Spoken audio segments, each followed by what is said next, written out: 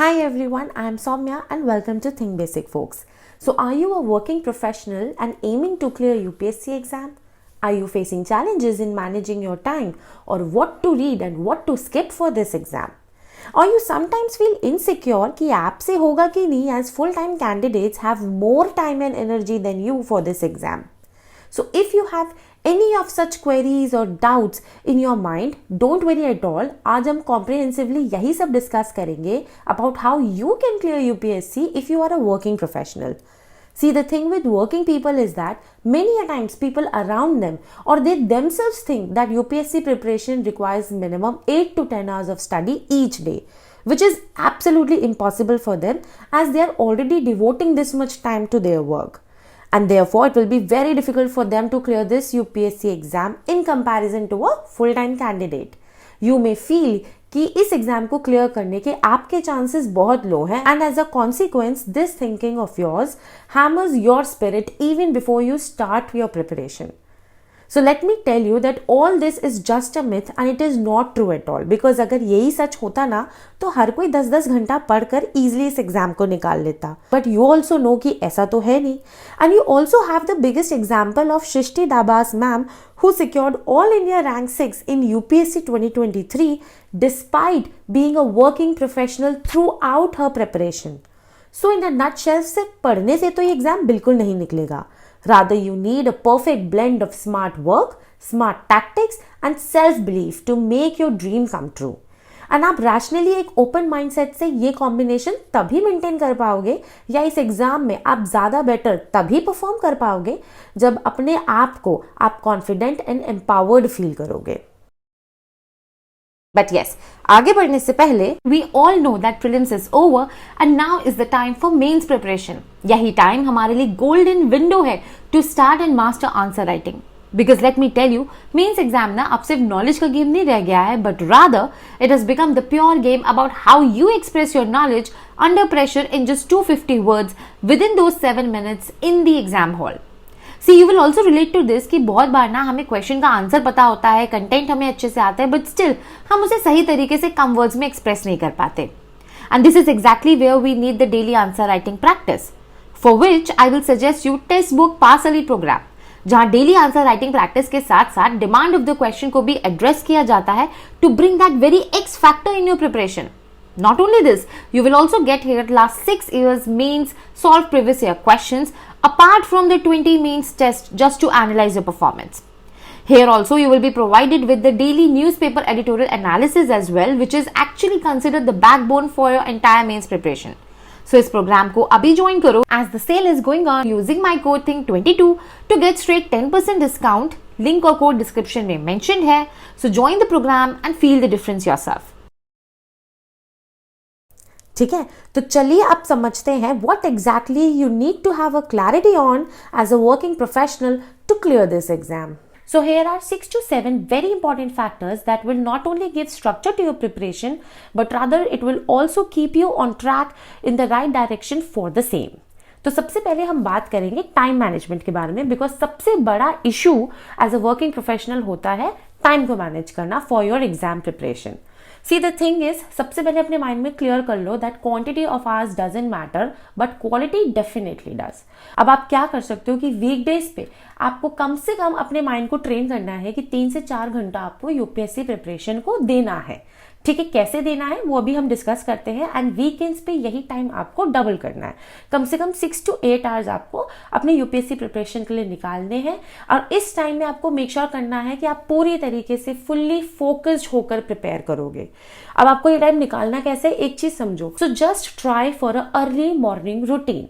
As Shrishti Dabas ma'am also shared in her interview and also Shelja Pandey also shared in her interview how they used to manage their time.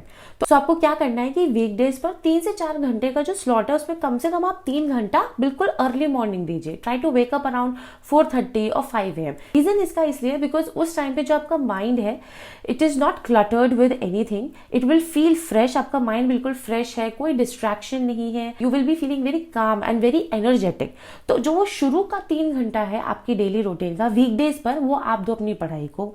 ठीक है, बाकी जो आपको extra time मिलता है through out the day आपका travelling time है, आप कैब से ट्रैवल कर रहे हो, मेट्रो से कर रहे हो, ठीक है, या फिर आप जो स्मॉल ब्रेक्स लेते हो, कॉफ़ी ब्रेक्स, टी ब्रेक्स, थोड़ा थोड़ा वहाँ पे आप अपना टाइम यूटिलाइज करो। आधा आधा घंटा, पौना पौना घंटा, सब मिला करके, बहुत ज़्यादा नहीं कह रही हूँ मैं, बट लेकिन throughout your 8 to 10 hours of work shift आप near about 45 minutes to 1 hour तो निकाल ही सकते हो अपने लिए।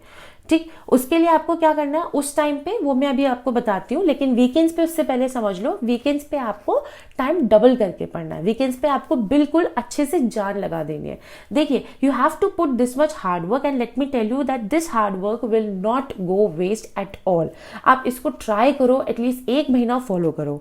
अब जो मैंने आपको बताया कि थ्रू आउट द डे जो आपका वर्क शिफ्ट होगा, उसमें आपको near about 45 minutes to 1 hour जो है देना है अपनी प्रिपरेशन को। कैसे देना है, उस टाइम पर आप पढ़ो न्यूज़पेपर, करंट अफेयर्स, ठीक है। तो आपको वहाँ पे न्यूज़पेपर ब्रेक्स में 10 मिनट पढ़ लिया, फिर 15 मिनट पढ़ लिया, जो भी आप ब्रेक ले रहे हो उसमें से कोशिश करो कि आप 10-15 मिनट्स निकाल करके आप अपने करंट अफेयर्स एंड न्यूज़पेपर को दो। Now, second most important factor is doing core subjects, not only for pre but also for mains and managing current affairs with it. Problem क्या होती है कि हमारा दिमाग चलने लगता है कि सोशल जस्टिस मेंस का टॉपिक है, ये मैंने नहीं पढ़ा, मैंने डिजास्टर मैनेजमेंट नहीं पढ़ा, ठीक है, मैंने सोसाइटी का टॉपिक कवर नहीं किया अभी तक। यार देखो, ये बहुत छोटे छोटे टॉपिक्स हैं, इनको अगर आप आफ्टर क्लियरिंग प्री भी बैठोगे ना करने, तो आपके 1 हफ्ते में ये तीनों और चारों टॉपिक्स एक साथ खत्म हो जाएंगे। ठीक, तो अंडरस्टैंड करो कि सबसे पहले आपको स्टार्ट करना है कोर सब्जेक्ट से, like polity, economy, geography, history, because ये वाले जो कोर सब्जेक्ट्स हैं ये आपके ना ही सिर्फ प्री बट मेंस में भी आपको हेल्प करेंगे। एंड इसमें भी आपको ध्यान रखना है कि अब आपको ये नहीं करना है कि 6 से 10th तक एनसीईआरटी पढ़नी है या 6 से 12th तक की पढ़नी है, ऐसा नहीं करना है। You have to first follow classic standard books. मैं इसलिए ये बात बोल रही हूँ बिकॉज आपके पास टाइम थोड़ा कम है as compare to your other competitors, so don't have this fear of missing out कि वो लोग तो एनसीईआरटीज पढ़ रहे हैं, हम नहीं पढ़ पा रहे हैं तो हमारा मिस आउट हो जाएगा। ऐसा कुछ नहीं है, ऐसा बिल्कुल होता भी नहीं है। ठीक, ये हमारे बस माइंड में एक थॉट है। आप स्टैंडर्ड बुक्स को थोड़ा प्रायोरिटाइज करो। जैसे आप पॉलिटी के लिए एनसीईआरटी स्किप कर दो, आप लक्ष्मीकांत पूरी पढ़ो। आप मॉडर्न हिस्ट्री के लिए मॉडर्न हिस्ट्री की एनसीईआरटी स्किप कर दो, आप सिर्फ स्पेक्ट्रम पढ़ो। ठीक है, आर्ट एंड कल्चर के लिए आप एनसीईआरटी स्किप करके आप सिर्फ नितिन सिंघानिया पढ़ो। इस तरीके से जो क्लासिक स्टैंडर्ड टेक्स्ट हैं इनको आप फॉलो करो। हिस्ट्री के रिगार्डिंग आप एनसीईआरटीज पढ़ सकते हो। ऑलरेडी कौन सी पढ़नी है स्पेसिफिकली ऐसा भी नहीं है कि आप एक सब्जेक्ट पे 3-3, 4-4 बुक पढ़े जा रहे हो। तो हिस्ट्री के रिगार्डिंग ऑलरेडी मैंने बुक लिस्ट डिस्कस की हुई है, बिल्कुल बेसिक मिनिमम टेक्स्ट, इसको आप यहाँ से देख लेना। ठीक, अदरवाइज मैंने आपको बता ही दिया है कि पॉलिटी के लिए लक्ष्मीकांत, मॉडर्न हिस्ट्री के लिए स्पेक्ट्रम, आर्ट एंड कल्चर के लिए नितिन सिंघानिया, जो स्पेसिफिक टेक्स्ट जो सबको पता है कि ये हमें पढ़ना है, आप वही पढ़िए। और करंट अफेयर्स में आप डायरेक्टली करंट अफेयर मैगजीन से स्टार्ट मत करो। आप कम से कम नियर अबाउट 15-20 डेज सबसे पहले बेसिक न्यूज़पेपर पढ़ो। इनिशियली आप न्यूज़पेपर की हैबिट डालो and then add current affairs to it. Now coming to core topics and core concepts. होता क्या है कि that being busy you don't have time to focus on things which are outside UPSC syllabus और things which are not so important. So you have to first focus on core topics. आपकी priority सबसे पहले यही होनी चाहिए, like climatology, ठीक है, in geography. इससे आपको क्वेश्चन ना सिर्फ प्री में मिलेंगे बट मेंस में भी बहुत क्वेश्चंस आपको मिल जाएंगे। ठीक, हिस्ट्री में आपका इंडियन नेशनल मूवमेंट हो गया। इस तरीके से आपको इन टॉपिक्स को कवर करना है। What you have to do is कि जब आप पढ़ रहे हो ना तो आपको पता है कि ये ज्यादा इंपॉर्टेंट टॉपिक है, तो just keep your focus more on those topics. ठीक, इसी तरीके से जो कोर कॉन्सेप्ट्स हैं लाइक इन्फ्लेशन हो गया, इकोलॉजी है, बायोटेक्नोलॉजी है, इसको ध्यान से पढ़ो बिकॉज यहां से आपको हर साल क्वेश्चन मिल ही रहा है, चाहे प्री हो चाहे मेंस हो। So the trick is you have to first stick to the syllabus. Syllabus को स्टिक करते हुए पढ़ो, अपने स्टैंडर्ड बुक्स को, अपने मटेरियल एंड रिसोर्सेज को, एंड उसमें भी आप देखो कि क्या मोस्ट इंपॉर्टेंट रिपीटेटिव थीम्स है। अब वो आपको कैसे पता चलेगा? जब आप प्रीवियस ईयर क्वेश्चन, जो नेक्स्ट फैक्टर है ना, आपको क्या करना है कि जो सिलेबस आपको दिया हुआ है और लास्ट 5 to 7 ईयर्स के जो भी प्रीवियस ईयर क्वेश्चंस के पेपर्स हैं, चाहे प्री हो या मेंस, उसमें थोड़ा सा मेहनत लगता है, लेकिन आप उनको यूज करके अपना एक माइक्रो टॉपिक का पूरा लिस्ट बना सकते हो। Because it will only tell that which topics are very important, which topics and concepts are core for you. ठीक, ये आपको प्री और मेंस दोनों क्लियर करना है। से काम करोगे ना, it is going to benefit you a lot. It will make you go ahead of your peers. I am telling you, it will make you literally ahead of them. चाहे वो full time competitors ही क्यों ना हो, और इसी से ही तो आपको पता चलेगा कि क्या कोर टॉपिक है और कोर कॉन्सेप्ट है। एट द सेम टाइम आपको प्रैक्टिस करना है। प्री के लिए आप ये मान के चलो नियर अबाउट 4 से 5 हज़ार क्वेश्चन आपको प्रैक्टिस करने हैं, अपने माइंड में ले करके चलो। अब इसमें भी आपको मार्केट में अवेलेबल टेस्ट सीरीज मिल जाएंगी, प्रीवियस ईयर क्वेश्चंस मिल जाएंगे। अभी एक सुनने में बहुत बड़ा नंबर लगता है, बट करना कैसे है इसको समझो। जब भी आप कोई एक सब्जेक्ट लेकर के पढ़ रहे हो ना, तो उसमें आपने सपोज करो कि आपने 3-4 चैप्टर्स फिनिश कर लिए, तो उन चैप्टर्स से रिलेटेड क्वेश्चंस आप प्रैक्टिस कर लो। मैं ऐसा नहीं बोल रही कि आपने पूरा सब्जेक्ट फिनिश कर लिया एंड तब आप प्रीवियस ईयर क्वेश्चन प्रैक्टिस करने के लिए जाओ। That is a very wrong way to do. इससे साइमल्टेनियस आपका एक अनकॉन्शियस वे में रिविजन भी हो रहा है और प्रैक्टिस भी हो रही है, तो आपको पता चलेगा कि आपने क्या चीज सही पढ़ी है, क्या चीज गलत पढ़ी है। हाँ, उसके साथ साथ जो आंसर राइटिंग है बिल्कुल भी स्किप नहीं करना है। बहुत लोग क्या करते हैं, बिकॉज बीइंग वर्किंग प्रोफेशनल आपके पास टाइम लिमिटेड होता है, तो आप सोचते हो कि आंसर राइटिंग हम प्री के बाद करेंगे। बट यार ये चीज़ समझो कि प्री तो अगर क्वालिफाई हो गया उसके बाद करोगे क्या। ये ऑलरेडी मैंने इस आंसर राइटिंग में जब डिस्कस किया था कि शुरू कैसे करना है, सिर्फ एक आंसर से करना है। यहाँ पे मैंने आपको बताया भी था कि एक कैंडिडेट था who scored only 285 marks because practice नहीं किया था। तो वो गलती आप मत करो, because this answer writing will decide your merit, your rank, your cadre and everything about your UPSC dream. ठीक, तो आपको करना क्या है कि इनिशियली सिर्फ एक आंसर से शुरू करना है। एक दिन में एक आंसर आप लिखो एंड धीरे धीरे then shift to 2 to 3 answers a day. ठीक, इसके रिगार्डिंग मैंने आंसर राइटिंग में पूरा वीडियो ऑलरेडी बनाया हुआ है, अगर आप चाहो तो उसे रेफर कर सकते हो। अदरवाइज आप यहीं पे बस समझ लो कि आपको पर डे एक क्वेश्चन लिखना है, एक आंसर राइटिंग प्रैक्टिस करना है। धीरे धीरे कमिंग नेक्स्ट 15 to 20 डेज के बाद में आपको 2 से 3 कर देना है। Even Srishti Dabas ma'am did practice her answer writing till 2 months before the exam. So आपको भी कोशिश करना है कि एग्जाम से 2 महीने पहले, यानी आप फेब या मार्च तक आंसर राइटिंग प्रैक्टिस करें। ठीक, नाउ नेक्स्ट थिंग जो सबसे बड़ी प्रॉब्लम आती है is about choosing the correct optional, कि हम क्या ऑप्शनल चूज करें। देखो, ऑप्शनल चूज करने के लिए आपके लिए कुछ 3 फैक्टर्स मैं सिंपल बता देती हूँ। ऐसा ऑप्शनल होना चाहिए जिसका अच्छा मटेरियल बहुत इजीली अवेलेबल हो मार्केट में। Second, it should not take too much time और थोड़ा इजी भी हो समझने में।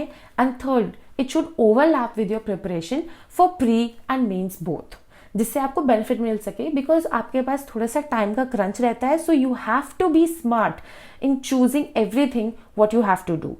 तो आप ऐसे में क्या कर सकते हो, जो भी आपके जनरल स्टडीज वाले जो ऑप्शनल्स होते हैं like sociology, anthropology, PSIR, geography etcetera, आप इन्हें ऑप्ट कर सकते हो। And try to avoid the technical optional even it's your strength, because if you are choosing a optional blindly, technical subjects में आपको बहुत टाइम देना पड़ेगा अलग से। एंड इवन इफ अगर आप अपना कॉलेज सब्जेक्ट कोई चूज करते हो एज अ ऑप्शनल, थिंकिंग कि ये तो हमने कॉलेज में पढ़ा है, इट्स अ स्ट्रेंथ, बट होता क्या है कई बार, I am not saying every time, until and unless you have too much interest in that technical subject, but कई बार हम खुश नहीं होते अपने कॉलेज वाले सब्जेक्ट को लेकर के, and then we think at the very later stage कि अब क्या करें, चेंज करें या ना करें। So save yourself from this all dilemma and choose a optional जो सिंपल हो, शॉर्ट हो, ईजिली समझ में आ जाए, जिसका मटेरियल आराम से मिल जाए पढ़ने के लिए। तो आप उस हिसाब से अपने इंटरेस्ट के बेस पे ऑप्शनल चूज करो। And the last, the most important thing जिससे पता चलेगा कि क्या आप अपनी प्रिपरेशन राइट डायरेक्शन में कर रहे हो, क्या आप अपने ड्रीम के टूवर्ड्स जस्टिस कर रहे हो या नहीं, वो आपको पता चलेगा डेली जर्नल से। ठीक, डेली जर्नलिंग करना बहुत ज़रूरी है because it keeps you on track for your preparation and it acts as a motivation. किसी दिन आप नहीं पढ़ पाओगे, जब आप जाकर के देखोगे कि आज मैंने नहीं पढ़ा है, तो आप अपने आप में मोटिवेट फील करोगे कि मेरे को नेक्स्ट डे बेटर परफॉर्म करना है, या आपने एग्जैक्टली कब क्या पढ़ा है उसका पूरा चिट्ठा है आपके पास में। तो ये चीज़ बहुत हेल्प करती है। Journaling literally helps a lot, so please do follow that. And last thing जो रह गई that is revision. Revision I think आप वीकली बेसिस पे भी कर सकते हो या इन 15 डेज भी कर सकते हो as per your comfort zone. ठीक, तो आई होप आपको समझ में आ गया होगा कि कैसे आप अपना पूरा टाइम स्केड्यूल एंड किन बातों का आपको ध्यान रखना है while preparing for UPSC if you are a working professional. अगर आपके अभी भी कुछ डाउट है या आपको लगता है किसी स्पेसिफिक टॉपिक पे आपको वीडियो चाहिए अलग से, so please do let me know in the comments below. So yeah that's it for this video. बहुत जल्द मिलेंगे हम नेक्स्ट वीडियो में।